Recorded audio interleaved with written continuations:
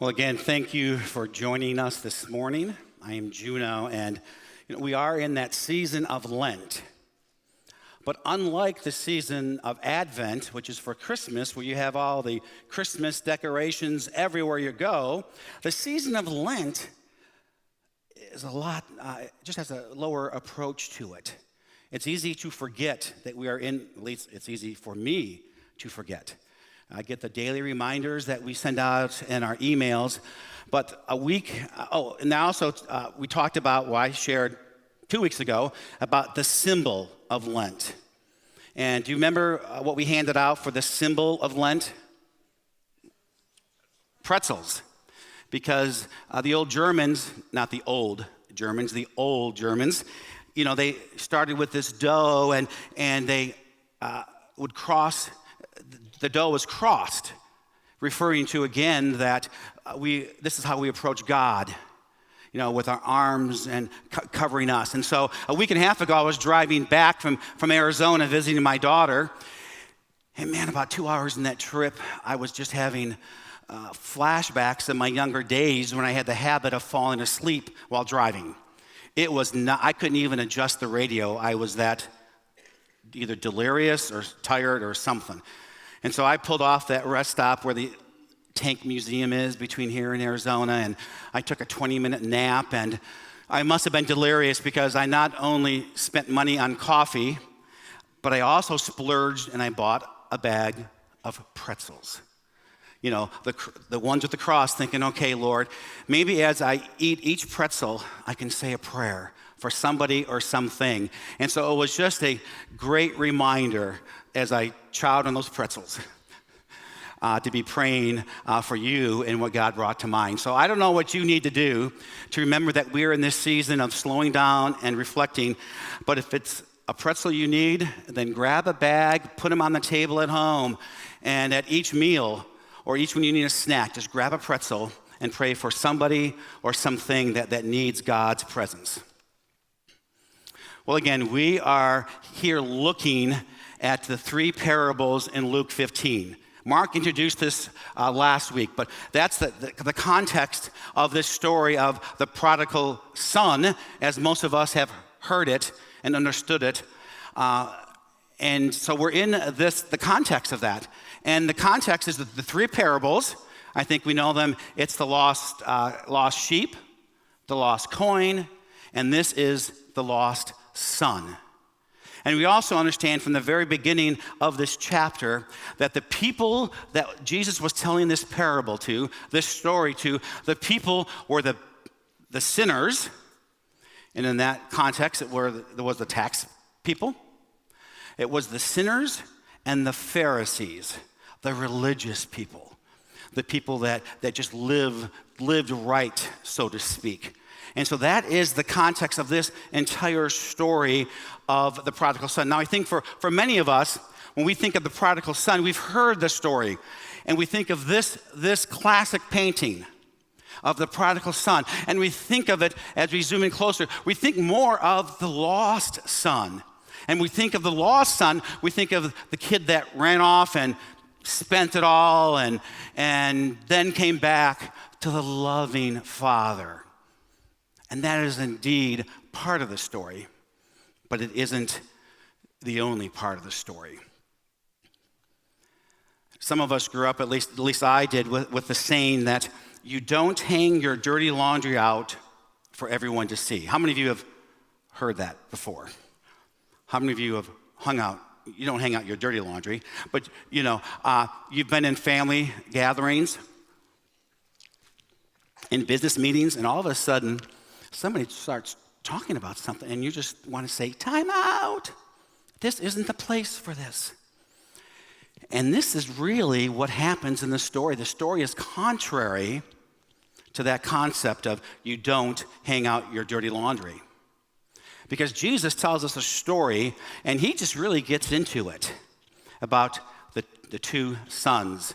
And it's a great reminder that at times, it is important, it is critical that we are in places of safety where we can be honest enough about what is going on. And this story reminds us of that.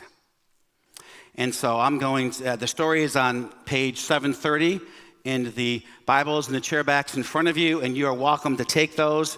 Take one home if you don't have it. You can click on it, you can swipe to it, whatever way you need to, and you can also follow on the screen as I read you the first two verses of that we're talking about today. It's in chapter 15 of Luke, and I'm going to be reading right now 11 and 12. Jesus continued, "There was a man who had 2 sons. The younger one said to his father, 'Father, give me my share of the estate.' So he divided his property between them." This just sets the scene, again, for this whole parable, who was given to both the sinners, the tax collectors, as well as the religious, moral people. And then it's important to keep in mind that in the ancient times, that when the father died, the oldest son in the family would get a double portion of the estate. So I wonder if that's where the term "I'll take a double" comes from. Maybe not. Okay, just seeing if you're awake here. So we know there are 2 sons. The older would get 2/3. He would get double the estate of the younger one. And the story gets right to the point and opens up. I mean, Jesus doesn't take, a chapter or two just to set the scene here. The story just opens right up with the younger son asking for his 1/3 of his inheritance. And so this morning we are going to take a look at the younger son, the request of the younger son, the father's response, and finally we will take a closer look at the 2 sons themselves. The younger son's request is a shock.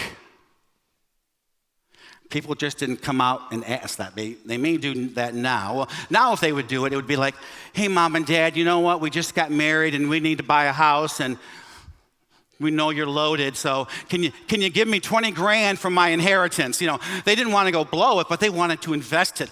And that's probably more politically correct to ask it that way versus what this son asked for. And so he just asked for it, and it was stunning, and it was an insult to the dad and to the family, because the inheritance usually wasn't divided up until that normal time when you inherit something is when somebody has died. And so that's the normal reality of receiving an inheritance. And that goes along with a story about a young boy. The young boy says, "Grandpa, can you make a sound like a frog?" And the grandpa, a little hard of hearing, says, "What?" The child responds, "Can you make a sound like a frog?" And the grandpa responds, "Why in the world do you want me to make a sound like a frog?" And the response is, "Mom says when Grandpa croaks, we're going to be rich." See again, and when Grandpa croaks, the inheritance comes when somebody dies, not when they're alive. So don't go around sounding like a frog today, because you're going to excite the rest of your family probably. Kenneth Bailey writes, "In the Middle Eastern culture, to ask for the inheritance while the son is alive is to wish him dead. The request would have been a disgrace to the family name because of the younger son's extraordinary disrespect for his father. It would also have been a blow to the economic standing of the family, because we know that most of the wealth was in the land. And so the father would have to sell out part of his estate to give him his share. He would have to liquidate. That's a term that we're probably more familiar with. He would have to liquidate part of his estate, and it would have ripped the family apart. Because that's what they were counting on. That was not just the inheritance of the younger kids, whatever age they were, but it was their stand, it's what they needed to live by. And so we just need to ask the question, why in the world, if your dad was that wealthy, why in the world would you get to the point of saying, I'm out of here? Give me my money. It's time to see the world as I need to see it. And like many people, whether it's the young son or other people, his request is really a result of where his heart is. And we can read, it's obvious that he lived with the father. He probably had obeyed the father for a while. There's no backstory about what was going on. But also, for him to ask that question, knowing it would just tear the family apart, it's probably more a reflection on, did he really even love the father? Did he really understand that relationship with him and his dad? What was obvious is that he loved the things of his father.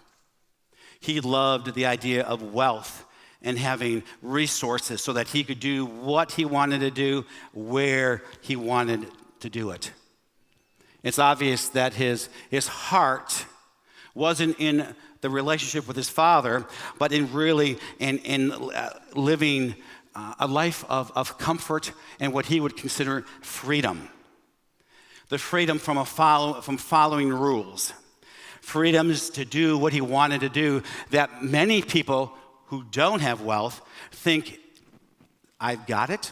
I can do what I want to do whenever I want to do it. And it's interesting, again, the father's response to a son who obviously didn't care for him.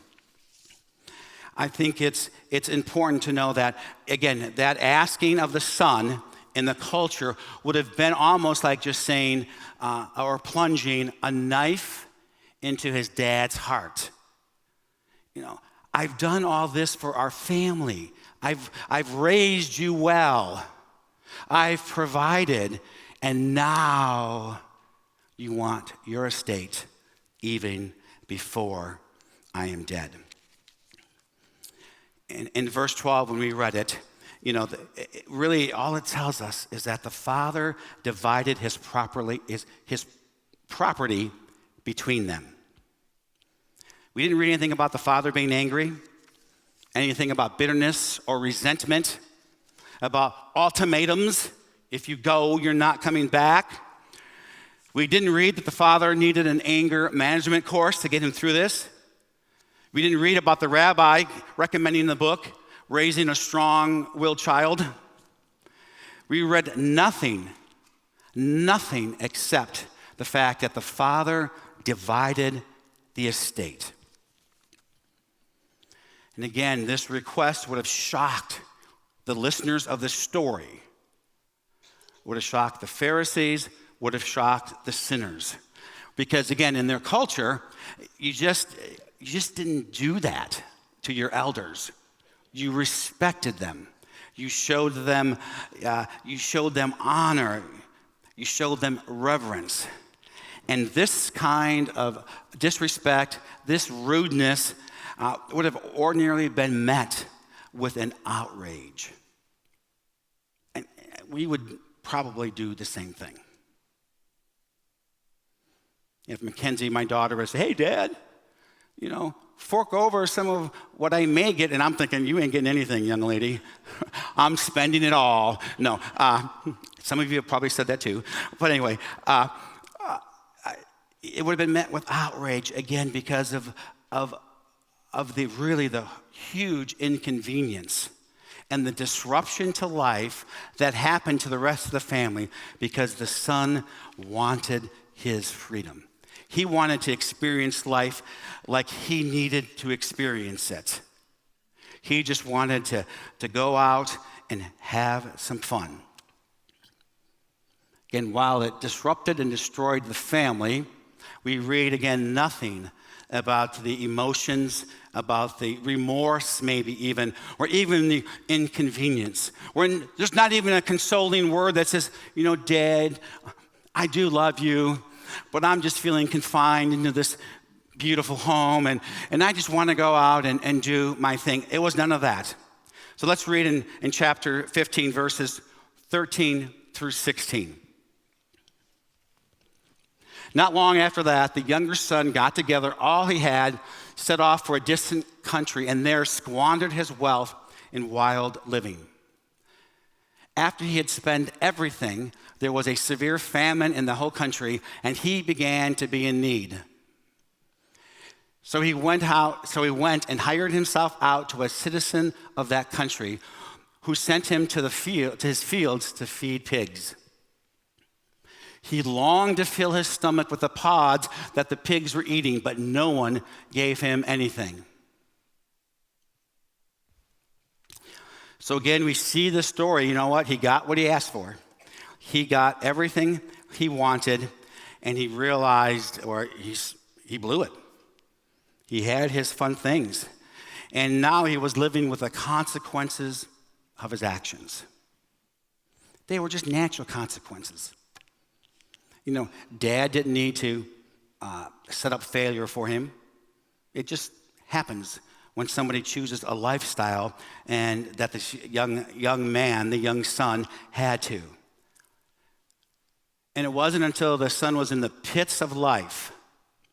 It wasn't until the son was with the pigs, feeding them down at their level, that he realizes, okay, maybe that wasn't the best way to use my inheritance. Sort of reminding me of our last series, Jonah and the big fish. It wasn't until Jonah was in the belly of the fish, in a smelly, dark, scary place, that he realizes, okay, maybe I should have listened to what God said. And here, the younger son is down with the pigs, down on his, few of us have probably been there. And that's when he hears God's voice. So as a freebie in this message, the question is it when we are down and out, when we are at rock bottom, when we, whether it was Jonah or whether the younger son, when we have no other recourse left, we can't solve our own problems. The son with the pigs couldn't solve anything else. He had spent it all. It's that when God speaks to us in a way that we can hear it. Or is it when we are so down and out, that is when our spirit is probably most likely to listen to God's voice. I'm really open to learning from other people's mistakes. And so these are just great examples to slow down my life, slow down your life ahead of time, so that you don't have to be in the rock bottom of life to actually hear God's voice. And again, that's what the season of Lent is about, folks, to slow us down, to have us evaluate and think through who God is, how God wired me, what am I doing to connect with God. Okay, so back to this story. Again, the irony of this is that how the sons look very different from the outside. Again, to the audience, to the Pharisees, and to the tax collectors, the sinners, they looked completely different. And yet, their hearts are very much alike. The younger one runs off, lives a life of self-indulgence, sleeping with prostitutes, drunkenness. You get the picture. And yet the father takes on the pain and the punishment, and he grants his son the wishes that he wants. And he gives him the estate, which really allowed him the freedom to do these things. And did you notice how the father keeps the relational door open for the future? No, there are places for tough love. In this story, there's no tough love. There's no yelling, and don't let the door hit you in the behind when you leave. Again, some of you either heard that or have said that. Simply put, folks, you know what? The father in this story did not burn any bridges with his son. Did not provide any excuses, so when the son hit rock bottom, the son couldn't come back to the family. The father was intentional to make sure that if the son wanted to come home, he could return. And again, he blows his inheritance, tries to earn some money because he realizes, okay, this wasn't the wisest thing, so let me earn some money. Let me attempt to pay back what I've taken from my inheritance. And it's in that point, again, that we just read, that he realizes, you know what? These pigs are better off than I am. And then we have the older son, the brother, obviously, of the younger son, who he stays at home. And he obeys his dad. He serves his dad. Everything looks good for the oldest son. I mean, how could it not be? Your little brother literally blows it. He embarrasses the entire family in front of the entire city, and everybody knows it. So in the old sibling rivalry game, the younger brother is down and out. And here the older brother, is just moving into his playing his cards, moving his position around to get it all what's left. But let's listen again. Let's look back at Scripture, verses 17 to the end of that chapter. Let me read that for you as we see and read what happens with the older brother. Well, it starts off with the younger again. When he came to his senses, he said, "How many of my father's hired servants have food to spare, and here I am starving to death? I will set out and go back to my father and say to him, 'Father, I have sinned against heaven and against you. I am no longer worthy to be called your son. Make me like one of your hired servants.' So he got up and went to his father. But while he was still a long way off, his father saw him and was filled with compassion for him. He ran to his son, threw his arms around him, and kissed him." Let me pause right here. That is where I think most of us end the story. The sinful, radical, behaving, rebellious young son, comes back to the father. Father forgives him, and it's a story about forgiveness. So let's pick it back up to where I just left off there.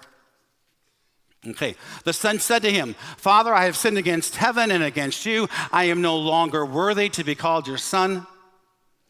But the father said to his servants, "Quick, bring the best robe and put it on him. Put a ring on his finger and sandals on his feet. Bring the fatted calf and kill it. Let's have a feast and celebrate. For this son of mine was dead and is alive again. He was lost and is found." So they began to celebrate. Meanwhile, the older son was in the field. When he came near the house, he heard music and dancing. So he called one of the servants. Wonder why he didn't call the father, but he called one of the servants and asked him what was going on. "Your brother has come home," he replied, "and your father has killed the fatted calf because he has him back safe and sound." The older brother became angry and refused to go in. So his father went out and pleaded with him. But he answered his father, "Look, all these years I have been slaving for you and never disobeyed your orders. Yet you never gave me even a young goat so I could celebrate with my friends. But when this son of yours, who has squandered your property with prostitutes, come home, you kill the fatted calf for him." "My son," the father said, "you are always with me, and everything I have is yours."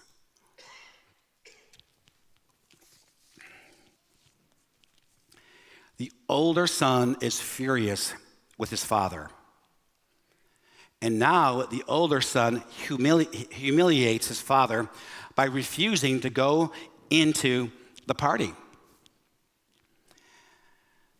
Younger brother is home, he's done his things. Dad throws a party, and the older son starts to show really his true colors, so to speak. The older son's refusal to enter into the party is again saying what the younger son said earlier, that the family's integrity doesn't make a difference. And that even though it means something to my dad to go into this party, I am not.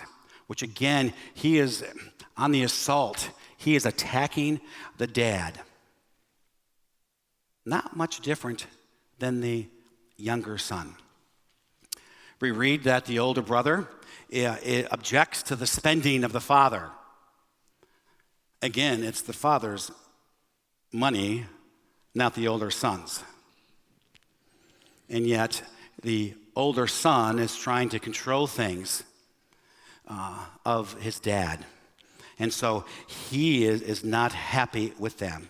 And again, we read, he says, he has been obeying the father, obeying everything, because he is thinking that by doing the right things, the father will love him. How many of us fit that scenario? Again, both the older and the younger son love the father's things. They love what the father can give them. But as we've seen in the simple question of the younger son and the response of the older son, that their hearts are really in the same place. It's really about the things they can get from the father and not the father himself. I think for many of us, it is easy to think that, oh, this is the story about the younger son. The guy that blew it all on everything. And we stop short of the rest of the parable. We really stop reading that. And not intentionally, but because that just fits right. I mean, how can it not? Even in our culture, we seek approval so much from people. And we think they love us because they give us their approval. And that happens from being a baby, from childhood on up. You know, the baby smiles, everybody claps. The baby takes her first steps, everybody claps. You get older, the kid's in t-ball, everybody claps. He hits the ball, everybody claps. He misses the ball, everybody claps. You know, everybody's clapping and just giving that reinforcement. You make the honor roll, everybody claps. I never heard those claps, by the way. But, you know, it's just as you get older, you know, you get a college scholarship, everybody claps. You at least made it into college, everybody claps. Mom and dad throw a party because you made it finally into college. No, they throw the party because you made it through high school, which really is a big thing. We just get used to it in our culture. But as you can see, there's always that affirmation. When you do something, you get affirmed. And you feel like, oh, dad or mom love me. Or I cleaned up the house and my spouse says, good job. And bravo, bravo. So again, as we learned in Jonah, let him without sin cast the first stone. Our whole reward system is really based on performance.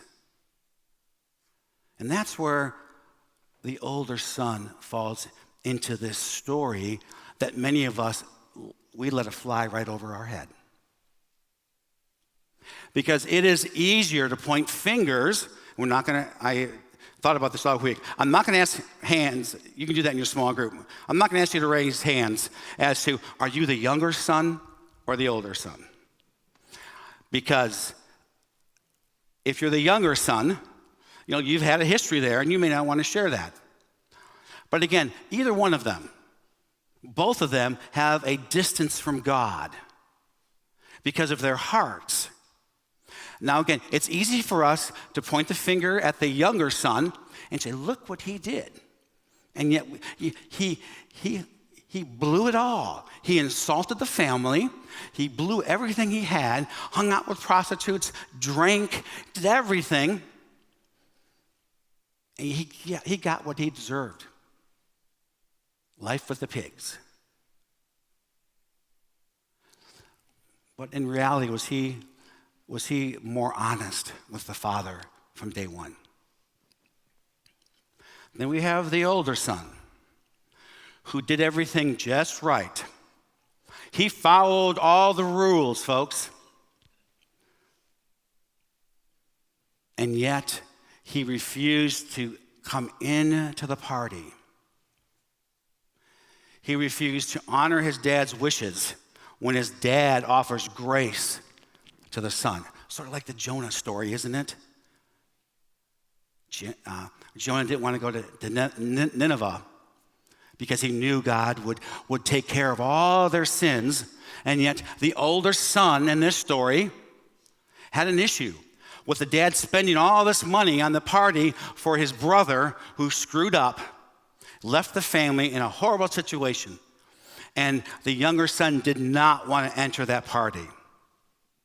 And so whether I'm the older son or I'm the younger son, I'm equally distanced from God because of my thinking. Because of my thinking that I need to be free. You know, I've had a good life here, but just give me some money so I can go out and find myself. So I don't have to use your religion, follow your set of rules, live by your standards. I just need to be me. And then you have the older son who doesn't do what the younger son did, but the older son, he joins a life group at church. He even gives. He gives 10% to the church. He's involved. In fact, the older son is going to be the one that's going to help build crafts for our VBS program. That's a sacrifice he's going to make. Because he's thinking, everything I do, I'll get rewarded for. And then we move that over to our relationship with God, and we realize, maybe, just maybe, we have bought into the older and the younger. The older being bad, and we just sort of forget about the older.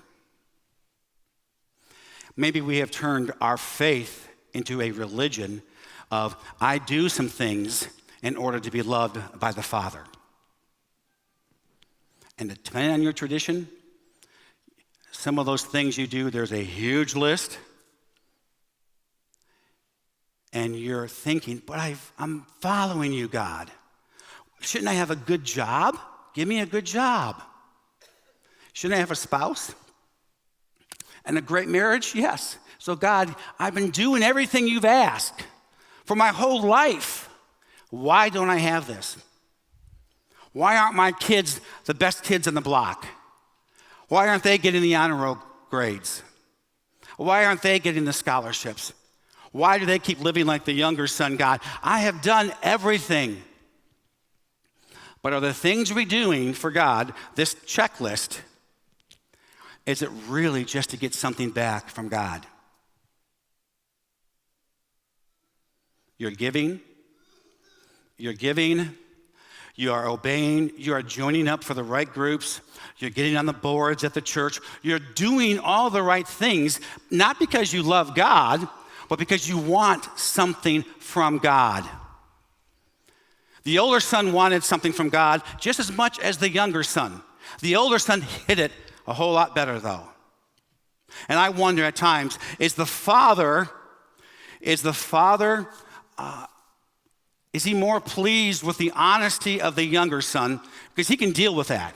Give me my money, here's your money. But it's the pain of the older son doing all the right things for years, and at the very end saying, no. Because you're not doing what I expect you to do, God. You should not be having a party for my younger brother.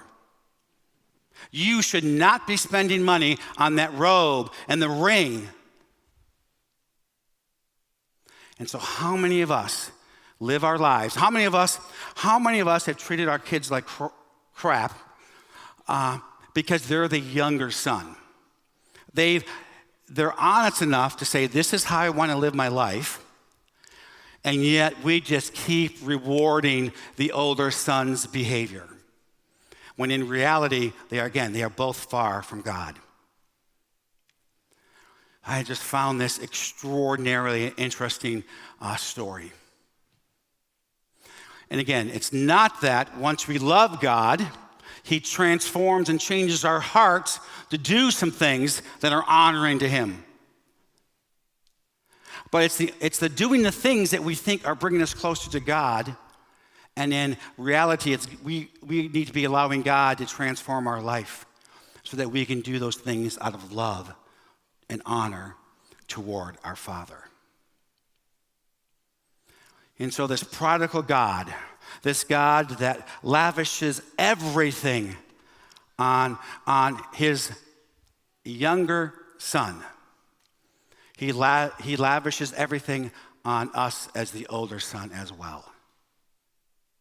And that's why when we look at the story, it's a story about two sons. Not just the younger, not just the older, but God's grace is for everyone.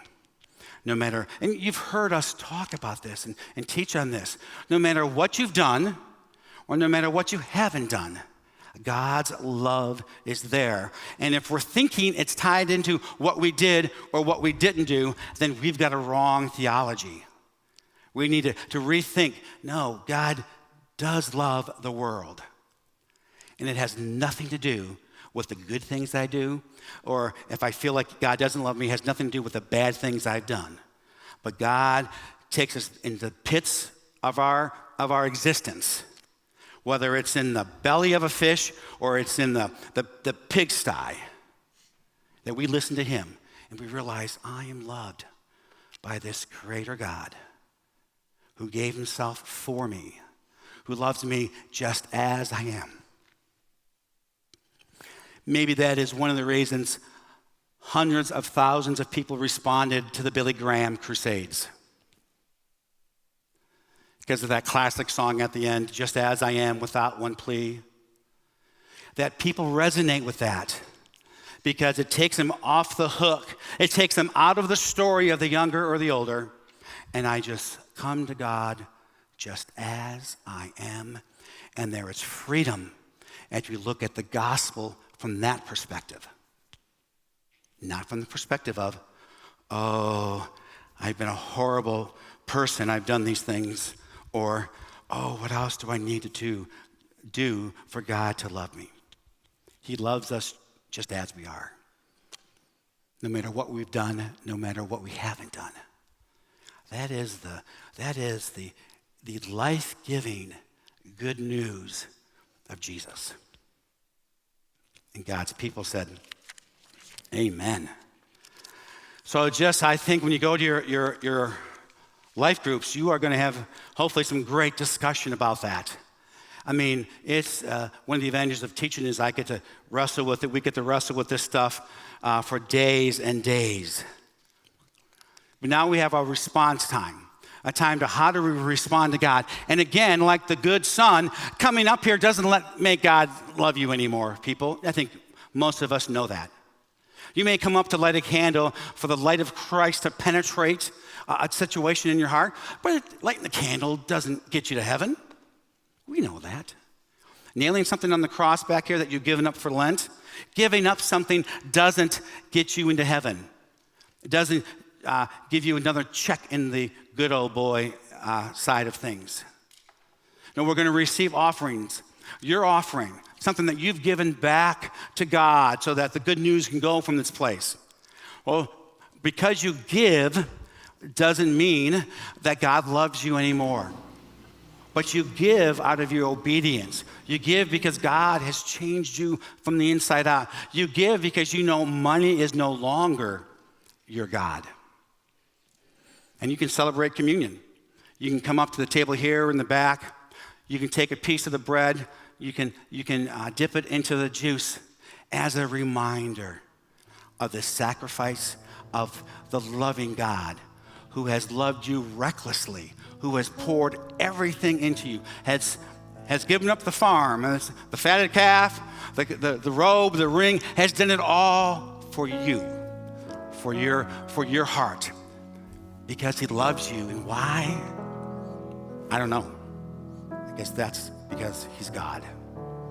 So let us use this time. Ushers, come on forward to receive our offerings. Let's use this response time as we sing recklessly again about this God who loves us like no other.